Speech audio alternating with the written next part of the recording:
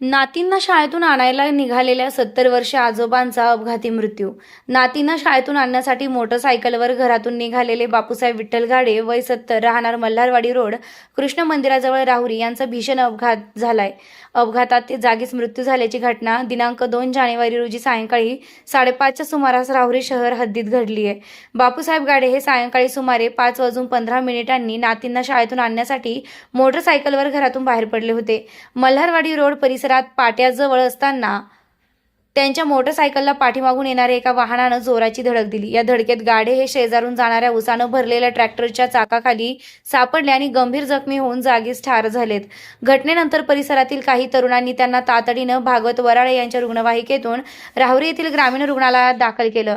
मात्र तेथील वैद्यकीय अधिकारी डॉक्टर प्रवीण क्षीरसागर यांनी तपासणी अंती उपचारापूर्वीच त्यांना मृत घोषित केलं।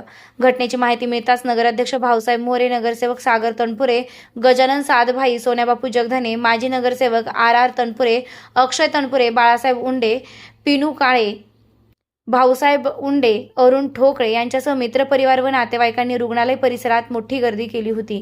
बापूसाहेब गाढे यांच्या पश्चात 2 मुले, 1 मुलगी, सुना असा परिवार आहे। त्यांच्या अचानक व दुर्दैवी निधनानं राहुरी शहरात सर्वत्र हळहळ व्यक्त होत आहे। SRB न्यूज साठी राजेंद्र उंडे, राहुरी। ताज्या बातम्यांसाठी आणि नवनवीन अपडेट्ससाठी SRB न्यूजला सबस्क्राइब करा आणि बेल आयकॉनला प्रेस करा।